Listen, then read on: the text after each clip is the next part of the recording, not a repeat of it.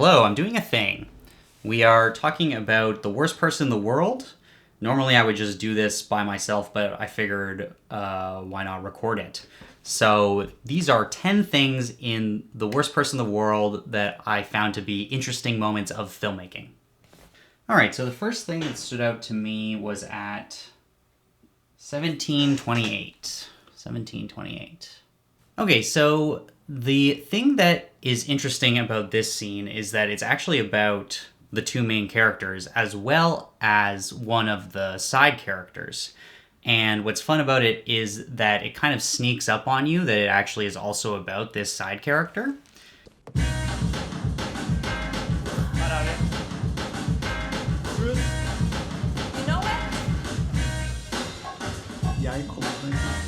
Er det noen som ikke abonnerer på de over 60 der borte? And I feel like by this point already, about 20 seconds into this scene, I would say the film has already told you that this woman here is going to be playing a big part in this scene. So it starts with this shot. We start on the main character, and then Rack's focus to her. And I feel like, at least I didn't clock it immediately that she was going to be playing a big part. But it sort of seeds that idea, I feel like, subconsciously. And then we go on, we see her again in this shot, and then we get this shot of her, which is very short, but I feel like because it's already suggested to us through the Rack focus that she's going to be important, by the time we get here and we have this one shot of her, where she's looking a little bit distressed, it stands out to us. And then, of course, by the end of the scene, she's brought into the party and she smacks her head on the light, and then that's how it ends.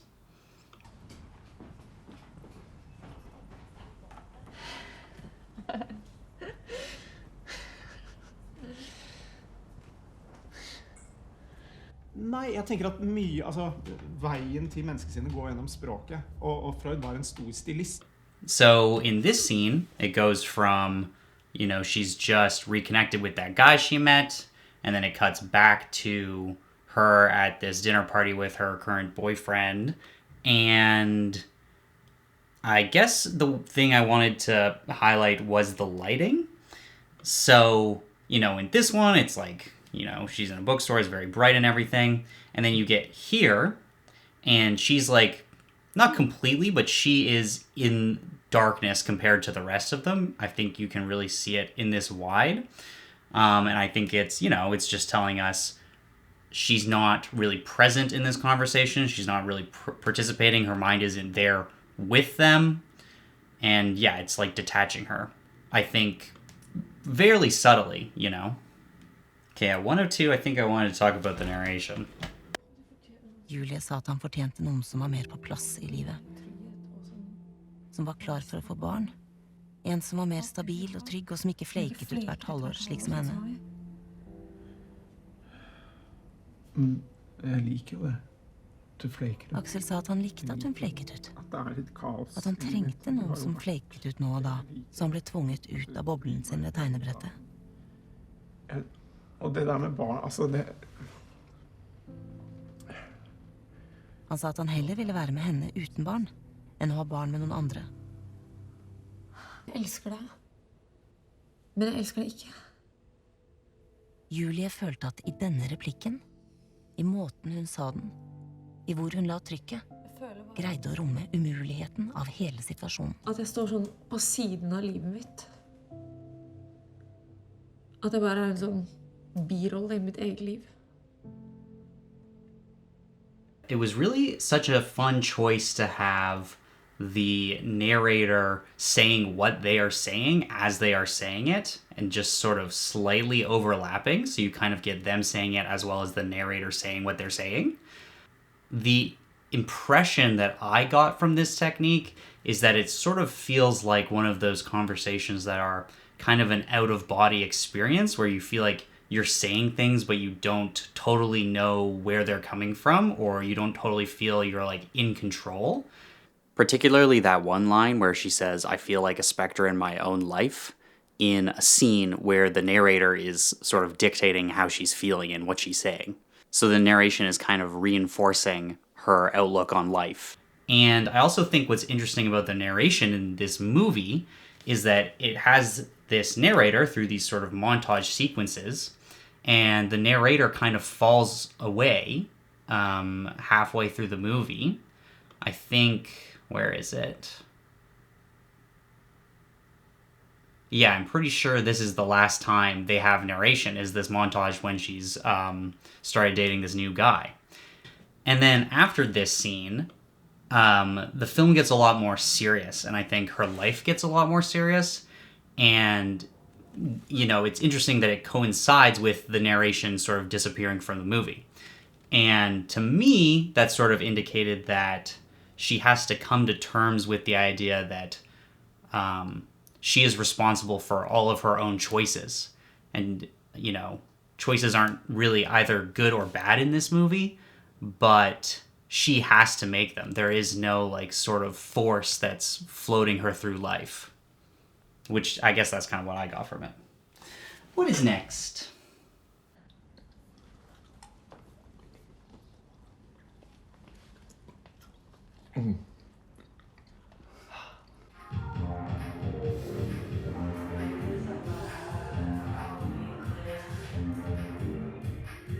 Yeah, I just think this cut is really fun.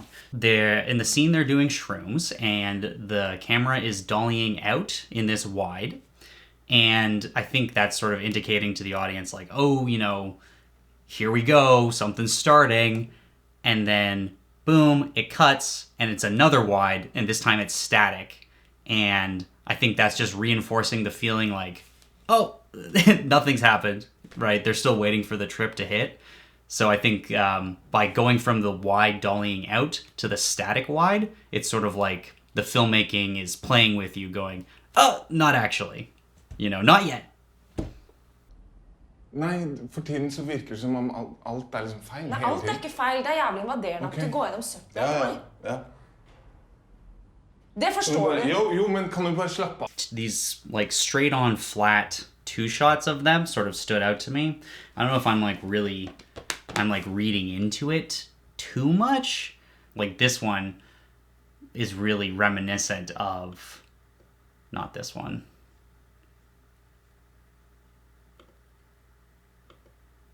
This one. Fuck. This one. All right, here's the other thing I noticed about these two shots while I was editing. So chronologically it goes ping, ping, ping, ping. But I do think these two sort of mirror each other, and then these two mirror each other.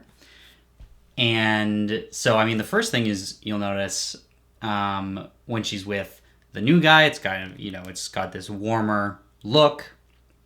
And then during the fight and breakup scenes, it's got this colder look. It's interesting that this guy has sort of found himself in the same position that this guy was earlier in the film. So I guess it's just interesting that the mirroring kind of has them going from, okay, he's mirroring a shot with him earlier, and now he's mirroring his own shot from earlier in the same situation. All right, 135. For 135, I wrote best cut in the movie.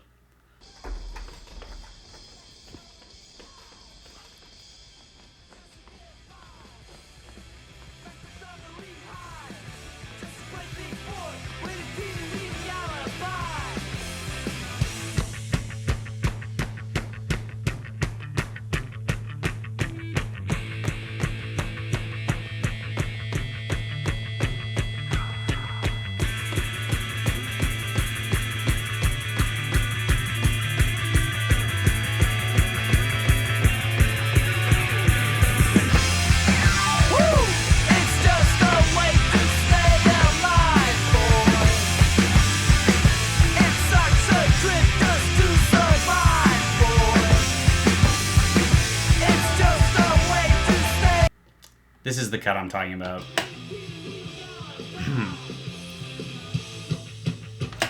It just goes so hard. It's just with the music taking over, and it's like, you know, just such a dramatic spatial change. It just goes so hard. Okay.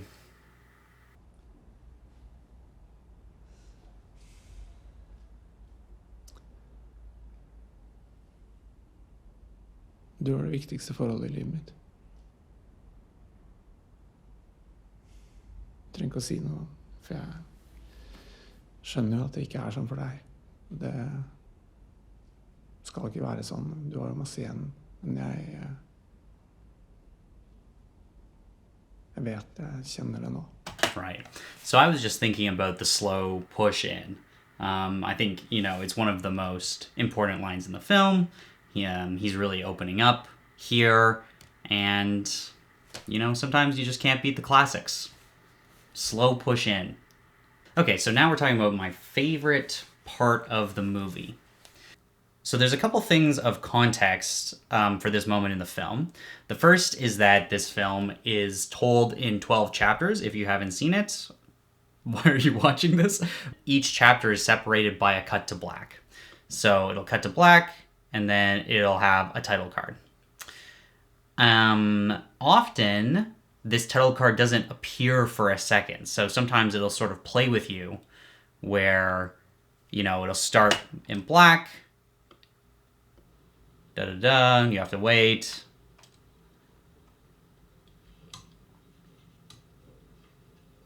And then there's the title card.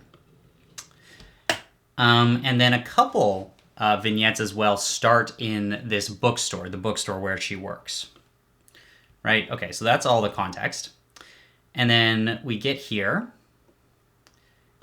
And in this scene, so he's been diagnosed with cancer, and they are visiting his childhood home. And he talks about how these little colorful panes of glass have sort of influenced the colors in his comic books. Det har alltid vært sånn en referanse for meg når jeg har tegnet tegneserier. De fargene her.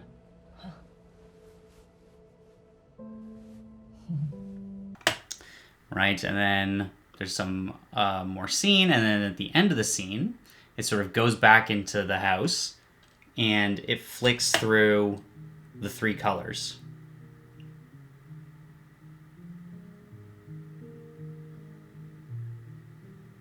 And then it cuts to black. Best part of the movie. So, at this point, the film is telling you this is a new chapter, right? It's cut to black. We started a new chapter. And now we jumped into the next vignette. We're in the bookstore.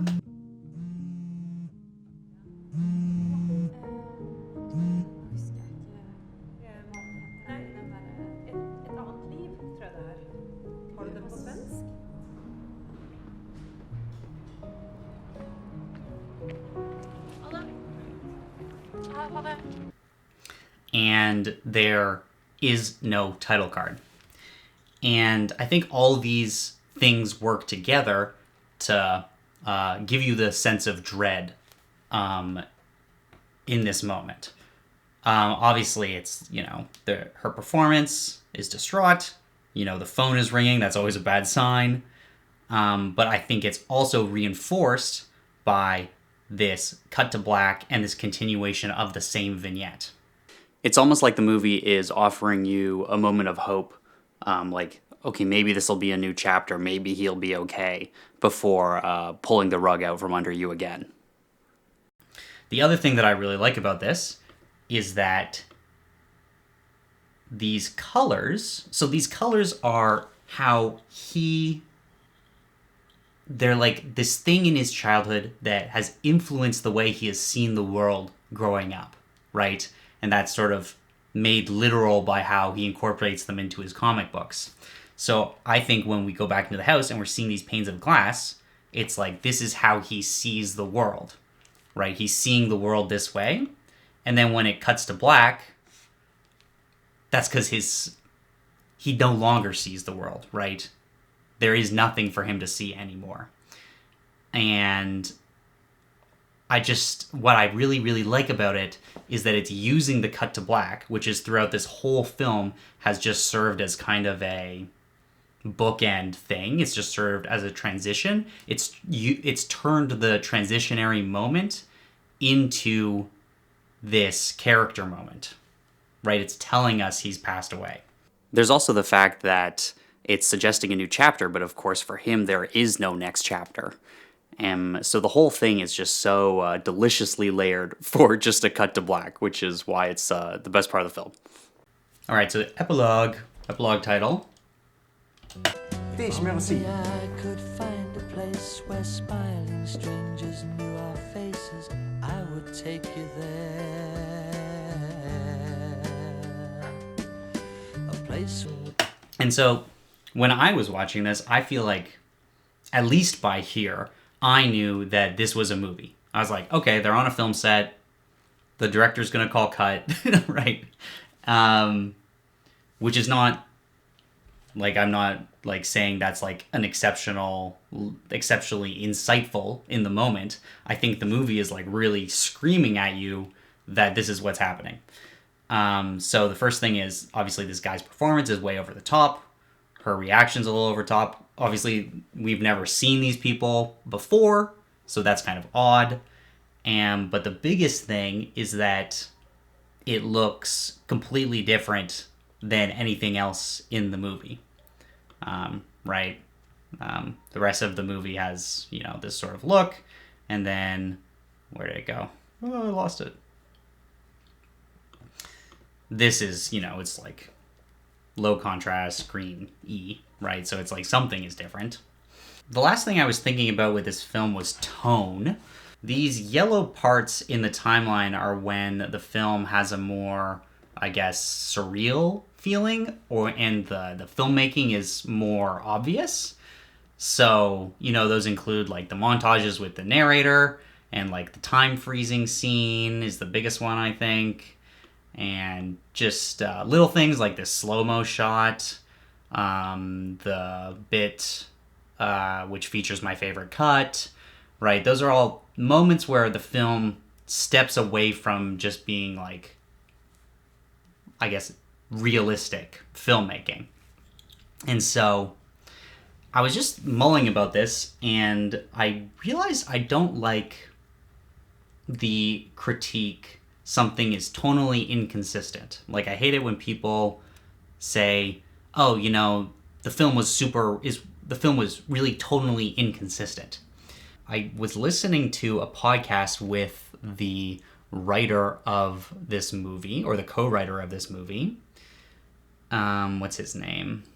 Eskil Vogt.